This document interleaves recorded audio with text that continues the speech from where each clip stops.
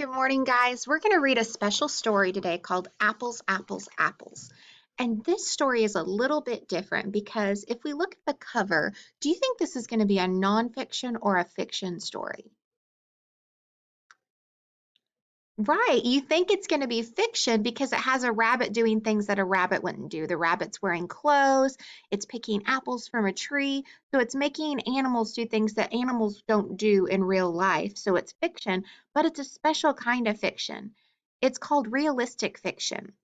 What realistic fiction does is it might have animals doing things that they might normally not do like people, but it tells us a lot of facts and it gives us a lot of information. So this book, Apples, Apples, Apples, was written and illustrated by Nancy Elizabeth Wallace. Let's go ahead and start. And right here, it's kind of cool because they start by showing you the different seasons of an apple tree. So this is what the apple tree would look like in the winter. See, all the leaves are gone. Oops. Let's go back one page. I want you to be able to see that. All the leaves are gone and it's bare. And then when spring comes around, you can start to see apples get their blossoms. So they blossom and they get the beautiful flowers on them. And then they start to grow the apples and they start up as little green apples in the late summer. And then in the fall, they're ripe for us to harvest or to pick. One blue day in early autumn, Dad asked, "Who wants to go apple picking?" Me, yelled Minna. Me, shouted Pip. Me too, said Mom. Let's go. They walked down the long road to Long Hill Orchard. Glad to see you, said Mr. Miller. Here are some bags to put your apples in. What kind do you want to pick? I want apples for pie, said Dad.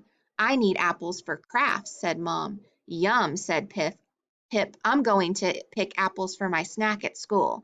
Minna whispered, I want apples for a surprise. Come look at this chart, said Mr. Miller. It shows you the kinds of apples we grow in our orchard. And so this chart right here, this is a feature that you normally a lot of times see in nonfiction books. And what charts do or graphs is they give us information that we need to know about something. So if you look at this one, it shows us the different varieties or kinds of apples. So we have the Red Delicious, and then it's marking what they're good for. So Red Delicious people use for eating. They're sweet and they're crisp, so they're crisp to eat. The Golden Delicious, which is the yellow ones, they're good for eating, but they're also good for cooking and baking because they're a little bit softer, so they break down easier. They're sweet and they're soft. The Macintosh is good for eating, cooking, baking. It's tart, so it means it's sour and it's soft, so it breaks down easy to where you can bake easily. The Granny Smith, which is the green apple, is good for eating, cooking, baking, and it's tart, which is that sour taste. And then the Rome Beauty is good for eating, cooking, baking. It's tart, so it's sour, and it's crisp. So it's got that little bit harder outside. I can't wait to see the apple trees, said Minna. Climb aboard, said Mr. Miller. They all climbed onto the farm wagon. Mr. Miller started up the tractor. Hold on, he said. It's a bumpy, bumpy ride. The sky was blue. The air smelled crisp and clean. It was a great day for picking apples. When they got to the orchard, remember orchard was one of our vocabulary words this week, and remember an orchard is just where a bunch of different fruit trees grow. So this is an apple orchard. There were apples everywhere. Pip tugged on an apple. The limb shook, and lots of apples fell to the ground. Uh-oh. Try lifting and twisting the apple, said Minna. Then pull on it gently. I read that in my apple book. Look, Minna, said Pip. Lift, twist, pluck. I can do that. Lift, twist, plucked. They all picked and picked and picked. Mr. Miller used a special tool for picking the apples that were hard to reach. He let Minna and Pip have a turn. Then Mr. Miller picked up an apple from the ground. He cut it in half. It looks like a star inside, said Pip. Minna said, I think it looks like a flower. It looks like both a star and a flower, said Mr. Miller. In fact, Apples are a member of the flower family, the rose family. They counted the seeds. There can be as many as 10 seeds inside of an apple, said Mr. Miller. How many seeds do you see? So let's check it out. We've got 1, 2, 3, 4, 5, said Minna. Okay, this page is showing us another thing that you usually see in nonfiction books, and that's labeling. And remember, labeling is where it points at the different parts and tells us of something. So it's showing you and pointing to the stem, the skin, which is the outside, the red part, the core, which is that middle, and remember the white part is the flesh, and that's the part that we like to eat is the flesh a lot of times. Mr. Miller cut another apple in half a different way. Look at the parts of the apple, he said. You can see the stem, skin, core, and flesh. Do you know that seeds are also called pips, said Mr. Miller. Minna pointed at Pip, and they both giggled. Mr. Miller, do you grow trees from seeds? Minna asked. Well, apple trees can be grown from seeds. He took up pictures out of his pocket to show them.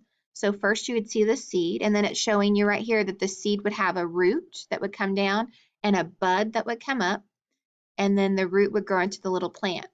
Or they can be grown the way we grow them at Long Hill Orchard.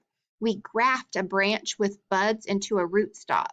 He showed them for more pictures. So what they do is they take this branch and see how it's got those little buds on it, and then they have the roots that have gone down into the ground, and they actually tape it together and put it together, and it eventually grows together like that. Minna and Pip looked at the shiny seeds. I'll be Johnny Appleseed, said Minna. I read about him. He planted lots and lots and lots of seeds across America. They grew into apple orchards everywhere. Look, Minna, I'm Johnny Apple Pip. Because remember, Pip's another word for seed.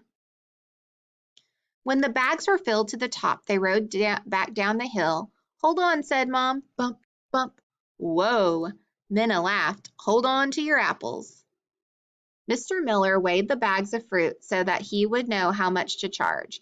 Apple picking is fun, said Minna. So is apple tasting, said Dad. So here you can see that they could make all these different products from it. You've got apple cider, apple butter, pies, and jellies.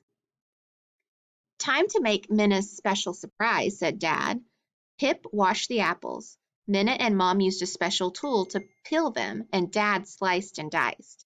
All right, so real quick, this is the ingredients and the instructions for the recipe on how to make this special apple surprise. Can anyone guess what apple surprise she's going to make?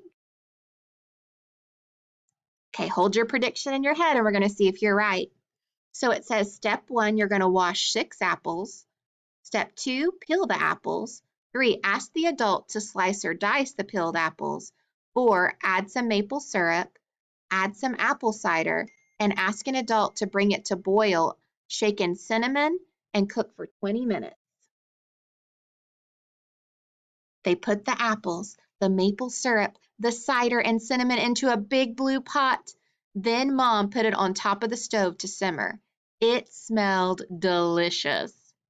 When it was ready, Minna spooned into bowls. Who wants some, she said. Me, they said. Me, said Mom. Me too, said Dad. And they all said, applesauce.